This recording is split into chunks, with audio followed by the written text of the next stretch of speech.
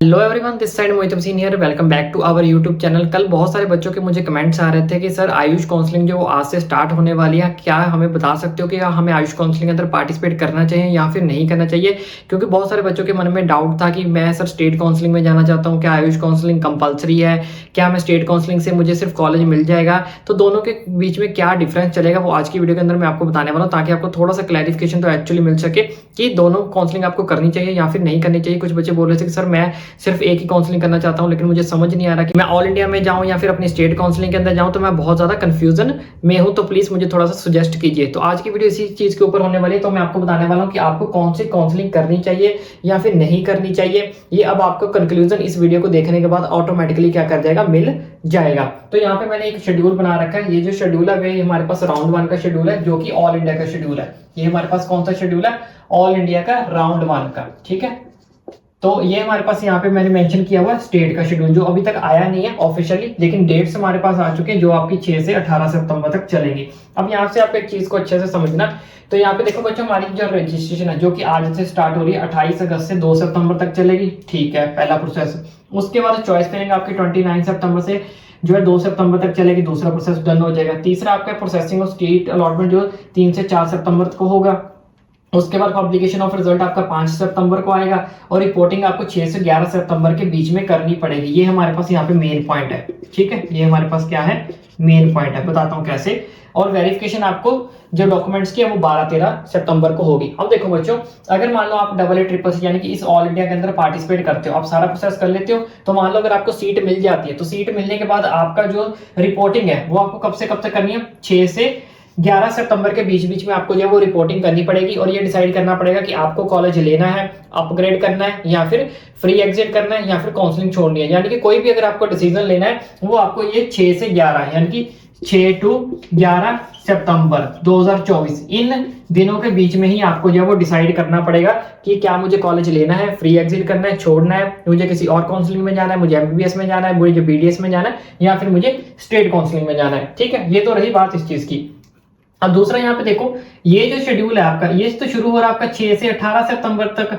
ठीक है, तो 11 सितंबर को आपको आखिरी डिसाइड करना पड़ेगा कि मुझे कॉलेज लेना है जो ऑल इंडिया से मिला है, या फिर नहीं लेना, या फिर काउंसलिंग करनी है, या फिर अगले राउंड में नहीं करनी। चलो ठीक है, वो तो अगले राउंड की, पहले हम राउंड 1 की बात कर लेते हैं। ठीक है, यानी कि 11 सितंबर आपका जो है वो आखिरी दिन होगा। तो इसके अंदर आप देखो हमारे पास कॉलेज अलॉट को कितने दिन मिले, 6 से 11 आप लगा सकते हो, 6, 7, 8, 9, 10, 11। तो यानी कि हमारे पास यहाँ पे कितने दिन है, 6 दिन है। 6 डेज हमें यहाँ से मिलेंगे ये सोचने के लिए कि मुझे कॉलेज लेना है, फ्री एग्जिट करना है, या फिर कुछ भी नहीं करना। तो वही अगर हम 6 दिन इसके लगा लें, अगर इसमें भी हमें स्टेट काउंसलिंग में भी 6 दिन मिलते हैं, यानी कि 13 से हम कह सकते हैं 18 तारीख तक। ठीक है, 13 से 13 आपका हो गया, 13, 14, 15, 16, 17 और 18, ये 6 दिन हमारे पास यहाँ पे मिलेंगे। किसके लिए, स्टेट काउंसलिंग के अंदर अगर हमें ये सोचना है कि हम ये कॉलेज लेना है। लेकिन तब तक तो ये डेट निकल चुकी होगी, क्योंकि इस टाइम पे तो 11 तारीख आपकी आखिरी तारीख है, तो 11 तारीख तक आपको पता लगना चाहिए कि आपको कॉलेज लेना है या फिर छोड़ना है। ठीक है, लेकिन इसके अंदर आपको कॉलेज जो है वो क्या हो जाएगा, अलॉट तो हो जाएगा एक दिन पहले अलॉट, लेकिन आखिरी दिन में ही आपको जो है, मान लो इनका कॉलेज अलॉट होता है आपको 12 तारीख को, या फिर होगा 11 तारीख को, 11 या 12 को कॉलेज अलॉट होगा, लेकिन उस दिन आपका यहाँ पे क्या होगा, आखिरी दिन होगा। तो आखिरी दिन ही आपको कॉलेज अलॉट होगा, या फिर उससे अगले दिन होगा। यानी कि कह सकते हैं कि हम आखिरी दिन भी लेके चलते हैं, लेकिन इधर आखिरी दिन किस चीज का होगा, ज्वाइन करने का।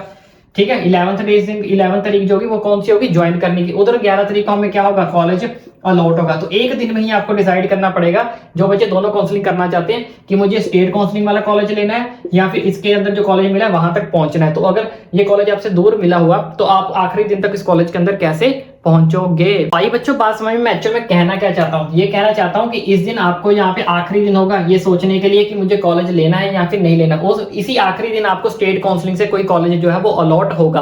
तो अगर मान लो स्टेट काउंसलिंग के अंदर जो आपको कॉलेज आखिरी दिन यानी कि 11 तारीख को आपको अलॉट हुआ, वो आपको पसंद नहीं आया, आपने बोला नहीं यार डबल ए ट्रिपल सी वाला सही था, मुझे ये लेना है, लेकिन उस आखिरी दिन आप सोचो कि उस कॉलेज को जाके फटाफट आप क्या कर पाओगे, ज्वाइन कर पाओगे, क्या पता वो आपकी स्टेट में है, क्योंकि या फिर दूसरी स्टेट में, क्योंकि डबल ए ट्रिपल सी में से तो किसी भी स्टेट के अंदर आपको कोई कॉलेज अलॉट जो वो हो सकता है। यानी कि कहने का मतलब क्या हुआ कि अगर दोनों काउंसलिंग के बीच में क्या डिफरेंस चल रहा है इन दोनों में, कि एक टाइम पे आपके हाथ में एक ही कॉलेज रहेगा। अगर डबल ए ट्रिपल सी का चला जाएगा तो स्टेट का मिल जाएगा, क्योंकि इन दोनों में देखो आखिरी दिन आपको कॉलेज मिल रहा है, सिर्फ एक दिन का फर्क है।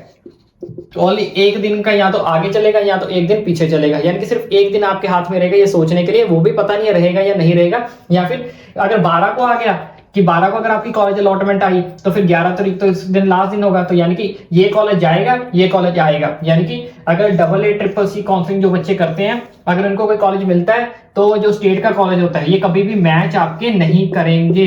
अगर या तो डिसाइड कर लो ये लेना या तो डिसाइड कर लो ये लेना है, क्योंकि दोनों आपस में मैच करने नहीं वाले। अगर मैच करेंगे तो सिर्फ एक ही दिन आपको मिलेगा ये सोचने के लिए, मैच करने के लिए कि ये लेना है या फिर वो लेना है। तो एक दिन में आप खुद डिसाइड कर लो कि आप दोनों में जो भी कॉलेज आपको मिलेगा उस दिन आपको फटाफट उस कॉलेज के अंदर रीच करना पड़ेगा, फिर जो भी आपको कॉलेज मिलेगा वो भी पर्टिकुलर नहीं है कि वो दिन मिलेगा भी या फिर नहीं भी मिल सकता। तो इस वीडियो को बनाने का मकसद यही था, यही आपको समझाना था कि जो आयुष काउंसलिंग AA-CCC है यानी कि ऑल इंडिया की काउंसलिंग है, और यहाँ पे हमारे पास जो स्टेट काउंसलिंग है, दोनों के कॉलेजेस आपको सेम टाइम पे अलॉट नहीं होंगे। दोनों के कॉलेजेस आपको सेम टाइम पे अलॉट नहीं होंगे। ये वाला कॉलेज मिलेगा ये जाएगा, फिर इसकी टर्न आएगी ये जाएगा, फिर इसका राउंड 2 आएगा, फिर उसके बाद इसका जो है वो राउंड 2 आएगा।